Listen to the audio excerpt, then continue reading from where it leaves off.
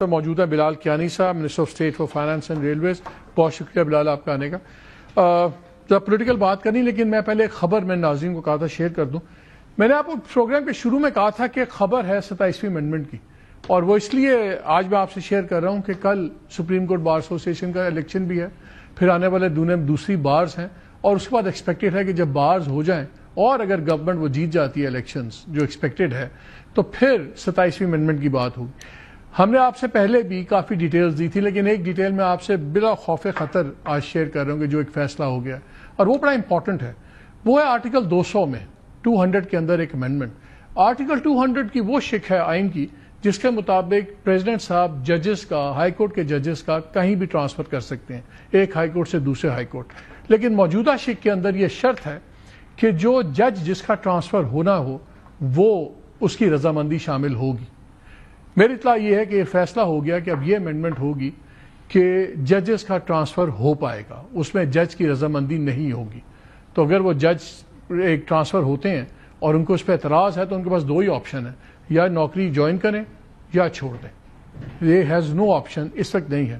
اور اس کا پہلا امپیکٹ یہی سمجھا جا رہا ہے کہ جو خاص طور پہ اسلام آباد ہائی کورٹ میں جو ججز ہیں 5-6 جن کی بہت ناراضگی چل رہی ہے، مقدمات چل رہے ہیں، کہ اس کا پہلا امپیکٹ ان پہ ہو سکتا ہے. خیر یہ جب آئے گی امینڈمنٹ تب ہم دیکھیں گے، لیکن as we speak 100% it has been decided. اب بلال صاحب آپ سے بات کرتے ہیں اس پہ. تو آپ نہیں کامنٹ کرنا چاہیں گے؟ آپ کہیں گے مجھے پتہ ہی نہیں ہے. نہیں دیکھیے، ایک تو مالک صاحب بہت شکریہ اپنے شو میں دعوت دینے کا.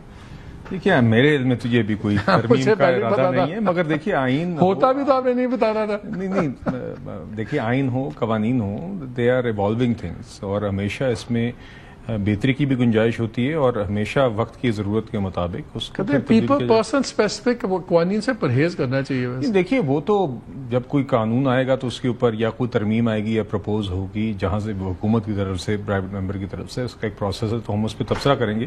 مگر مختصراً جواب یہ کہ میرے علم میں یہ بھی کوئی آئینی ترمیم علم میں نہیں ہے، مگر اس کا مطلب ہرگز یہ نہیں ہے کہ آگے ممکن نہیں ہے. یقیناً آگے کسی وقت پہ 27ویں بھی آئے گی، کسی پہ 28ویں بھی آئے گی. 28ویں بھی آ سکتی ہے، ایٹ سم پوائنٹ دل نہیں پڑ رہا. نہیں، at some point my point is in the future whenever that is. آئین میں ترامیم کا ایک سلسلہ تو ایک ویسی ایک ریالٹی ہے کسی بھی ڈیموکریسی میں یا کسی بھی آئین کے ساتھ. دنیا بھر میں آئین کے اندر امپروومنٹ آتی رہتی ہے. سیریس بات آپ اسمائل دے کے کیوں کرتے ہیں؟ اس میں کیا سارکازم ہے؟ کیا ہے یہ؟ نہیں، میں آپ کے فیشل ایکسپریشنز کا جواب اپنے فیشل ایکسپریشنز. اچھا، میری بات ٹیمپٹیشن بہت ہو رہی ہے فائنینشیل میٹرز میں جانے کی، بلکہ ہم سن رہے ہیں، شاید آپ کنفرم بھی کرتے ہیں، سن رہے ہیں کل جو کیبنٹ میٹنگ بھی ہو رہی ہے، شاید اس میں یہ فرسٹ پیمنٹ بینک کی بھی پرائیویٹائزیشن کا ہم سن رہے ہیں. Is it true? اچھی بات ہے اگر ہو جائے. دیکھیے وہ تو جی چلیں، انشاءاللہ جب کوئی ایسی خبر ہوگی تو آپ کے سامنے آئے گی. مگر آئی کین سے کہ جس طرح ہمارے باقی اکنامک ریفارمز ہیں، پرائیویٹائزیشن کے اندر بھی good progress is being made. Prime minister صاحب خود اس کو اوورسی کر رہے ہیں، اور انشاءاللہ ہم امید کرتے ہیں کہ اسی کیلنڈر ایئر کے اندر آپ کو اچھی خبریں آئیں گی. جو آپ کی چھیڑ بن گئی ہوئی پی آئی اے کبھی ہوگی پرائیویٹ؟ جی انشاءاللہ ہم امید کریں کہ اسی سال میں، اگین دسمبر سے پہلے بلکہ نومبر میں ہم امید کریں کہ اس کی شاید بڈنگ ہو جائے گی. تو انشاءاللہ تو اس کے اندر بہت کام ہوا ہے، بہت محنت ہوئی ہے، اور کبھی بھی پی آئی اے سے ایڈوانس سٹیج تک نہیں آئی. تو ہم سمجھتے ہیں جی انشاءاللہ اس دفعہ وی آر ہوپنگ فار ایک سیاسی سوال پہلے میں آپ سے کر لوں. یہ مجھے بتائیں، وہ ایک مووی کا بڑا فیمس ڈائلاگ تھا، اگر پال نہیں سکتے تو پیدا کیوں کیا. وہ ایک بڑا پاکستانی مووی کا ڈائلاگ تھا.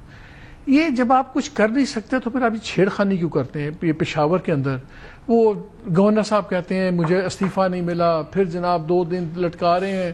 جب آپ کے پاس نمبرز نہیں تھے، گریسفلی بننے دیتے. سہیل آفریدی تو پھر بھی بن ہی گئے نا سی ایم. یہ کیوں آپ لوگ کرتے ہیں؟ وائی؟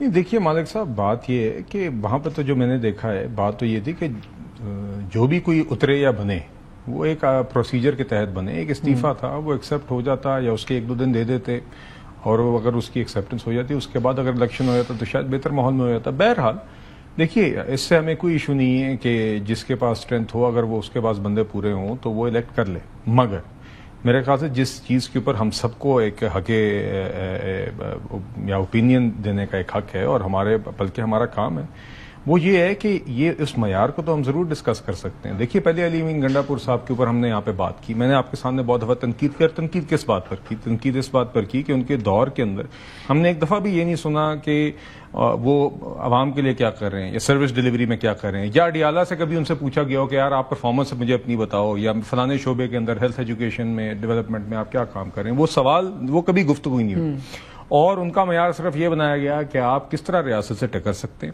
اور آپ ایک شخص کی رہائی کے لیے کیا کر سکتے ہیں, اور یہ ساری خیبر پختونخوا کی مشینری کو اس کام کے لیے کس طرح استعمال کر سکتے ہیں. دہشت گردی کے خلاف جنگ میں جو ایک فرنٹ لائن ہے KP, اس کو اندر اپنا حصہ ڈالنے کے بجائے ہم نے دیکھا کہ انہوں نے ایسے بیانات دیے, ایسی باتیں کی جو کہ برعکس تھیں ریاست کے, اور ہمارے جو جہاں پر جوان شہادتیں دے رہے ہیں اس کو میرے خیال سے اس پہ ان کا منفی اثر رہا. تو اب